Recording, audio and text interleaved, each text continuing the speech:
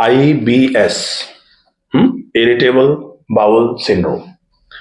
Irritable bowel syndrome का मतलब होता है, बाउल का मतलब आंतें, ठीक है। इरिटेबल मतलब आंतों में इरिटेशन होना शुरू हुआ है। इरिटेशन आंतों में किस चीज का होगा? आंतों में क्या जाता है? खाना या पानी या फिर किसी भी टाइप का कोई सॉलिड या लिक्विड फूड।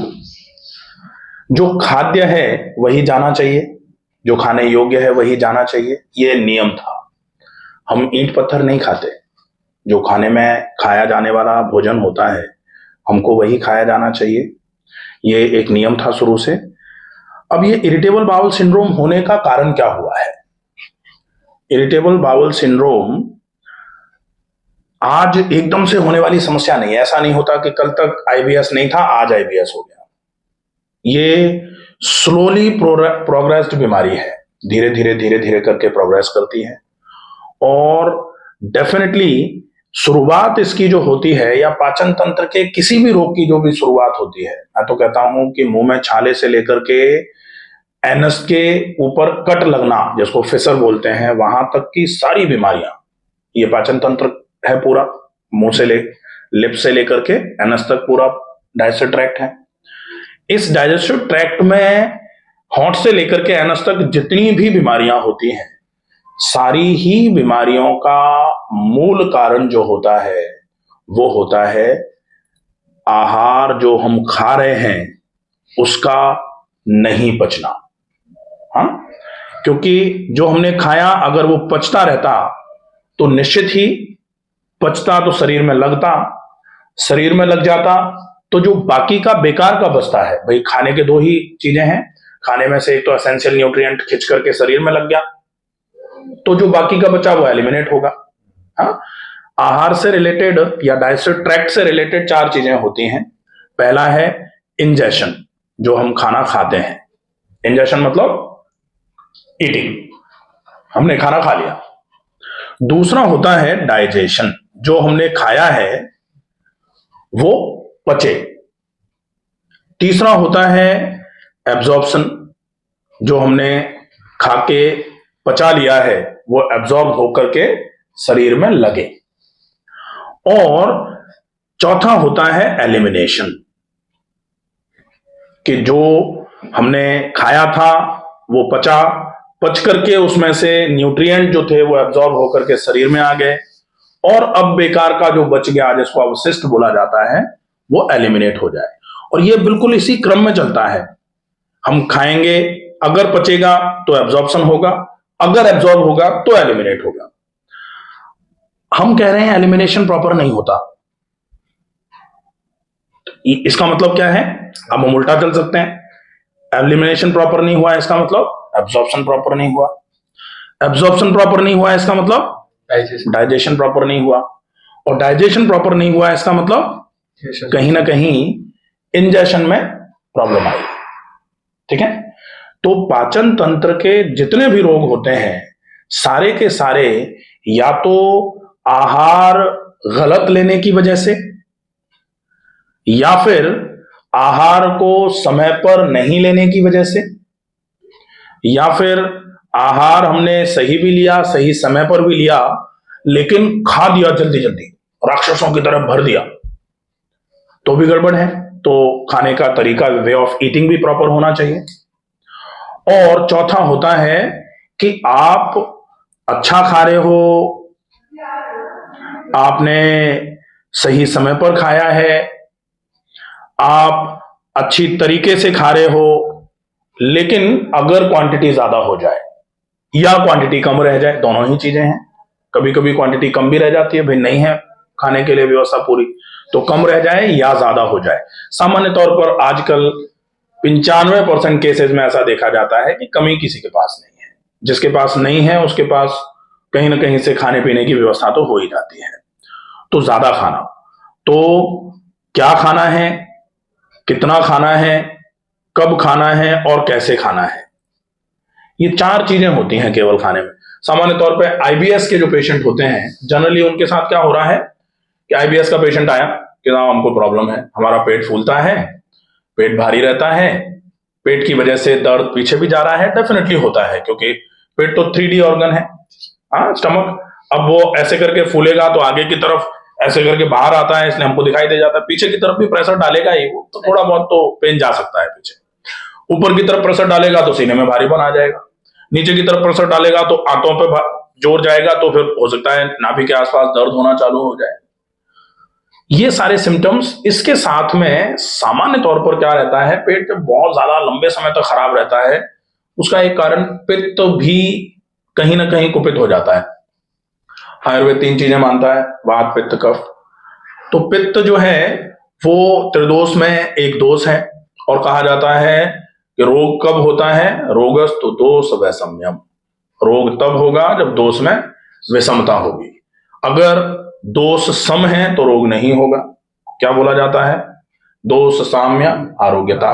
दोष को सम कर दो, या अगर दोष सम है तो शरीर आरोग्य रहेगा, रोग रहेगा ही नहीं शरीर में। अब अगर पित्त में कहीं कोई डिसबैलेंस हुआ है, तो डिसबैलेंस 2 तरीके के होते हैं, या तो पित्त बढ़ा है या पित्त कम हुआ है। तो पित्त वृद्धि और पित्त क्षीणता 2 चीजें आ जाती हैं। पित्त वृद्धि पर जब आएगा, पित्त ज्यादा जब होगा, तो जो लक्षण आते हैं वो ऐसे आते हैं कि वजन कम हो जाएगा, क्योंकि पित्त मतलब आग, अग्नि शरीर को जला देगी। धीरे धीरे करके शरीर अंदर से सूखना चालू हो जाएगा, रूखापन आएगा, त्वचा रूखी हो जाएगी, बाल रूखे हो जाएंगे, शरीर कमजोर हो जाएगा, और मन खराब हो जाएगा। मन इतना खराब हो जाएगा कि कहा जाता है पित्त वृद्ध हो संताप, संताप रहेगा पूरे शरीर में, मन कहीं एक जगह नहीं लगेगा। इसी वजह से सामान्य तौर पर लक्षण यह भी होता है कि आईबीएस का पेशेंट एक जगह ट्रीटमेंट नहीं ले पाता। यहां लिया 2 दिन का, नहीं ये नहीं काम कर रहा, चलो दूसरी जगह चलते हैं, नहीं ये डॉक्टर भी बेकार है, चलो तीसरी जगह चलते हैं। ये मरीज का नहीं है, ये रोग का लक्षण है। मरीज तो थोड़ा आराम हो जाए, रुक जाए, लेकिन रोग ये करवाएगा उससे, तो ये होगा, ये होता ही है। अब अगर इसको रोकना है तो सबसे पहले, और ऐसे चुटकियों में आराम होता है इस समस्या में, होगा कब, जनरली क्या होता है, भरा करकट दूरा, कहते हैं ना कि भरे किसी बाउल में या भरे किसी बर्तन में आप कोई डालोगे तो फैलेगा, अंदर नहीं जाएगा। और सामान्य तौर पर आजकल वैसे सब भरे हुए हैं, लेकिन ये जो समस्या है, इस समस्या से ग्रसित जितने भी मरीज हैं या जो भी लोग हैं, वो बहुत भर जाते हैं। क्योंकि ये भी देखा गया है कि पित्त की प्रकृति के लोग, या भाई ऐसा मान लिया जाए कि बहुत पढ़ते हैं या जो भी करते हैं, लेकिन जानकारी बहुत होती है उनको, सामान्य तौर पर ऐसा देखा जाता है। तो वो आप जो भी कहोगे ना, खाना खाते हो, हाँ हम तो लौकी खाते हैं, मोटे आटे की रोटी खाते हैं। अब या तो ये माना जाए कि बहुत लंबे समय से परेशान है, तो जगह जगह घूम फिर के उनको पता लग गया, निचोड़ निकल के आ गया है कि भाई ये करना है, उनने ये बताया था, उनने ये बताया था, उनने ये बताया था, फलाने ने ये बताया, ठिकाने ने ये बताया, सब पूरा जोड़ दिया हमने और सबका फॉलो कर रहे हैं। तो सामान्य तौर पर सब कुछ फॉलो कर रहे हैं, लेकिन वो बिल्कुल वैसे चैन जैसा हो जाता है कि चैन में 100 कड़ियां हैं, अगर उनमें से अगर एक भी कहीं उल्टी सीधी चल रही है तो चैन सही नहीं चलेगी, पूरी को सही करना पड़ेगा। तो अब उस पूरी को सही करने का क्रम क्या हो सकता है, कहीं छोटी छोटी चीजों का ही फॉलोअप है। थोड़ा आहार सही हो जाए, आहार सही होने के बाद अब आती है बात कि आहार हम तो ठीक ले रहे हैं, तो क्या सही समय पर भी ले रहे हैं। समय अगर सही नहीं होगा तो शुद्धि 4 प्रकार की होती है। एक होती है काल शुद्धि।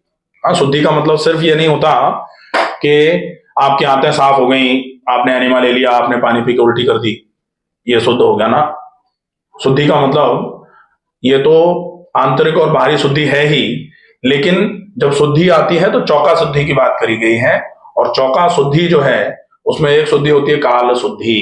काल शुद्धि का मतलब होता है कि जिस समय जो होना चाहिए, काल मतलब समय, तो समय की शुद्धि होनी चाहिए। समय पर जागना, समय पर सोना, समय पर नाश्ता करना, समय पर लंच होना, समय पर डिनर होना, समय पर व्यायाम करना, काम कितना है, क्या है, किसका है, वो उस हिसाब से हो।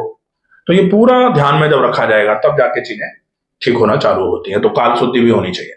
आप जो खा रहे हो उसको किस समय खा रहे हो उसका भी फॉलोअप करना पड़ेगा। फिर एक बात आती है कि आप खाने में जो खा रहे हो उसको मात्रा कितनी है आपकी। तो मात्रा आपकी नहीं होगी, वो आपकी बीमारी की होगी। आपकी आंतों में कितनी दम है, आपकी आंतें कितनी कमजोर हो गई हैं। आपको बिल्कुल ऐसा खाना भेजा जा रहा है आंतों में जो जल्दी पच जाने वाला है, लेकिन वो भी कितनी क्वांटिटी में भेजा जा सकता है, तो क्वांटिटी डिसाइड करनी पड़ेगी। ठीक है, ये पर्सन टू पर्सन वेरी करेगा। इसके बाद जो भी आप खा रहे हो उसको खा कैसे रहे हो, क्योंकि अगर हम क्वालिटी बढ़िया, जैसे होता है ना, घर का सामान लेके आए, बहुत बढ़िया क्वालिटी का सामान लेके आए, सीमेंट बहुत बढ़िया, ईंट बहुत बढ़िया वाली लेके आए हैं, रेत भी बहुत बढ़िया वाला है, लेकिन उसको आड़ा टेढ़ा फिट कर दो, इधर उधर लगाने का प्रोसेस सही नहीं है अगर, तो क्या होगा, मकान पर दीवार सीधी नहीं बनेगी फिर।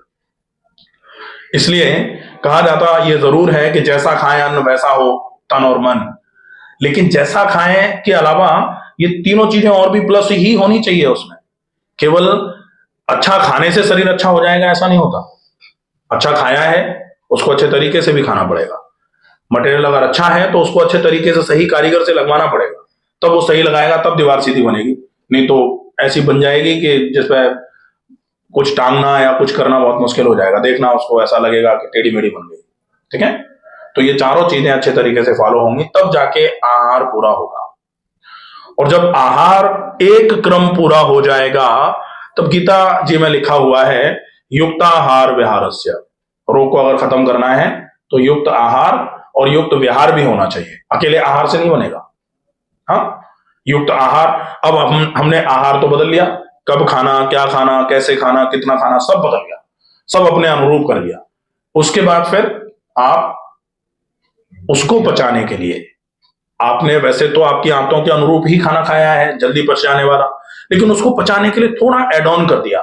जैसे कभी कभी आप देखते हो ना, जैसे आज भारी खाना खा लिया तो ऊपर से सौंफ खा ली, आज कुछ और खा लिया ऊपर से नींबू और थोड़ा सा सेंधा नमक मिला के पी लिया। हाँ, तो वो थोड़ा एड ऑन हो जाता है ना उसमें, थोड़ा और तड़का लगाने वाला जो होता है ना, ये दाल अच्छी बनी थी लेकिन थोड़ा घी का चौंक लगा दिया तो और अच्छी बन जाती है। तो ऐसे ही खाने का पाचन हो, इसके लिए हमने सुपाच्य भोजन तो लिया है, लेकिन उस सुपाच्य भोजन का पाचन भी और जल्दी हो जाए और तरीके से हो जाए, इसलिए व्यायाम भी आवश्यक है। अब व्यायाम आवश्यक है, अब लोग कहते हैं नहीं हम तो व्यायाम भी करते हैं, तो व्यायाम भी करते हैं तो फिर व्यायाम में भी बहुत सारी चीजें आती हैं कि आपके लिए क्या है, आपके लिए जो है उसको आपको कैसे करना है। क्योंकि व्यायाम बिल्कुल गोली के जैसा होता है, जैसे टैबलेट होती है ना, कि आपके लिए ये तो है लेकिन इसका डोज क्या होगा। हाँ, अब इसको एक बार में आप 500 मिलीग्राम ले सकते हो कि 300 मिलीग्राम लेना है कि 200 लेना है कि 100 लेना है कि 25-50 ही लेना है, और वो पता लग गया तो उसको कितनी बार लेना है आपको, ये भी तो होता ही है ना, कि भाई दवाई है, ये वाली दवाई 500 मिलीग्राम डोज में आपको दिन में 2 बार लेनी है। ठीक है, होता है ना ऐसा। तो व्यायाम के साथ भी ऐसा ही होता है कि आपके लिए पहले तो मेडिकल स्टोर में दुनिया भर की भरी हुई हैं दवाइयां, अब बोले उठा के कोई कोई से भी खा लो या सारी थोड़ी थोड़ी ले लो और चूरन बना के चटनी बना के पी लो, ऐसा थोड़ी होता है, नहीं होता ना। व्यायाम में भी यही होगा कि व्यायाम में तो दुनिया भर के व्यायाम है, लेकिन आपके लिए क्या जरूरी है, और जो जरूरी है उसकी क्वांटिटी कितनी, कितने टाइम तक उसको करना है, किस तरीके से करना है। हाँ, कुछ दवाइयां आयुर्वेद में होती है ना, इसको शहद के साथ मिला के चाटना है, हाँ, अनुपान। तो वो चीज जो है वो भी अपने को देखनी पड़ेगी कि व्यायाम को कैसे करना है, हाउ टू डू, हाँ, व्हेन टू डू, कब करना है और कितना करना है, कितना आपके लिए आवश्यक है। जब ये पूरा हो जाएगा, क्योंकि जनरली लोगों को लगता है हाँ हम तो टहलते हैं, योगा करते हैं 1 घंटा, रे योगा करते हैं 1 घंटा, योगा तो बहुत बड़ा सब्जेक्ट है, योगा में क्या करते हो, जो आपके लिए जरूरी है क्या वही कर रहे हो कि उल्टा सीधा ही कुछ कर रहे हो। हाँ, तो ये पूरा ध्यान में रखने की आवश्यकता होगी।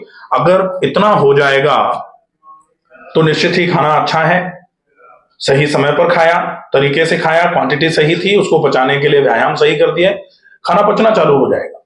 और खाना पचना चालू हो जाएगा तो आमाशय से नीचे उतरना चालू होगा, डाइजेस्ट तो एंजाइम्स के साथ आमाशय में मिला, फिर नीचे उतरना चालू हुआ, एब्जॉर्ब होकर के शरीर में लगा, शरीर में लगा तो बाकी का जो बच गया वो नीचे की तरफ उतरना चालू होगा, छोटी आंत से बड़ी आंत में जाएगा, बड़ी आंत के पहले भाग से ऐसे करके ascending colon, transverse, descending, sigmoid, rectum, anus निकल के बाहर भी आ जाएगा।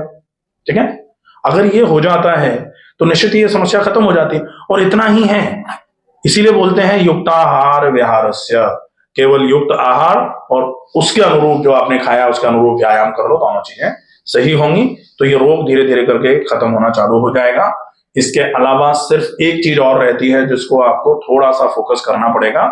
जनरली लोग ये कह देते हैं कि मेडिटेशन कर लो तो तनाव कम हो जाएगा, क्योंकि चाहे वो पित्त हो, चाहे वो एसिड पेप्टिक डिसऑर्डर हो, चाहे वो अल्सर हो या आईबीएस हो या अल्सरेटिव कोलाइटिस हो या क्रॉन्स डिसीज हो, ये कुछ बड़ी समस्याएं हैं आंतों की। इन सारी ही समस्याओं में आपका फॉलोअप जो है वो बेसिक रहता है कि ये दोनों चीजें हो जाएं, इसके बाद फिर आपको स्ट्रेस नहीं लेना है, क्योंकि कहा जाता है कि तनाव और गर्मी एक तरीके से पर्यायवाची है एक दूसरे के। गर्मी मतलब पित्त, तनाव अगर पित्त है तो तनाव आएगा तो पित्त बढ़ेगा। इसीलिए कहते हैं ना कि स्ट्रेस इंड्यूस्ड है, ये तनाव की वजह से भी बढ़ता है। तो आप सब कुछ ठीक कर रहे हो लेकिन अगर तनाव है तो सब गड़बड़ है, तो आपको तनाव से रहित भी होना पड़ेगा कुछ समय के लिए। और इसीलिए कहीं कहीं जब हम मॉडर्न मेडिसिन में जाते हैं तो इसको मेंटेन करने के लिए तो पीपीआई दे दिया या आपको एंटासिड जो खाने के पहले जनरली दे देते हैं, जैल्यूसिल वगैरह कुछ दे दिया, वो दिया। उसके बाद साथ में एक ऐसा ड्रग भी दिया जाता है जो आपको स्ट्रेस फ्री रखने का काम करे। स्ट्रेस फ्री रखने का नहीं, जो मन को थोड़ा सा सेडेट करने का, ब्रेन को थोड़ा सेडेट का, ब्रेन सेडेटिव के रूप में जिसको दिया जाता है वो देते हैं लोग। अपन सोचते हैं ये क्यों दिया है, ये इसलिए दिया है, ठीक है। तो अपने को वो ड्रग नहीं लेना है, लेकिन बिना उस ड्रग के स्ट्रेस फ्री रहने के लिए आप चाहो तो बहुत अच्छा तरीका होता है, आप प्राणायाम आंखें बंद करके, क्योंकि मेडिटेशन की बात करना ही अभी ठीक नहीं है। मेडिटेशन एक थोड़ा अलग स्तर की बात है और निश्चित ही उसको अभी डिस्कस ना किया जाए। उसके लिए यही रखा जाए कि भाई आप सबसे पहले प्राणायाम पर ही आ जाओ, क्योंकि प्राणायाम बहिरंग योग का सबसे उच्चतम स्तर है। बहिरंग योग में 4 योग होते हैं, यम, नियम, आसन और प्राणायाम। उसके बाद फिर क्या आता है, 5वां प्रत्याहार। प्रत्याहार के बाद फिर अंतरंग योग चालू हो जाता है, धारणा, ध्यान, समाधि। तो अपन तो प्रत्याहार पे ही अगर आ जाएंगे ना तो हो गया मेडिटेशन अपना, इतना ही अपने लिए पर्याप्त है, बहुत है। लेकिन वहां अपन डायरेक्ट नहीं आ रहे, वहां आने के लिए अपने को बहिरंग योग की आवश्यकता है। बहिरंग योग में आप प्राणायाम कर लो, यम नियम जो है वो तो पहला और दूसरा स्तर है। प्राणायाम पर अपन फोकस कर लें।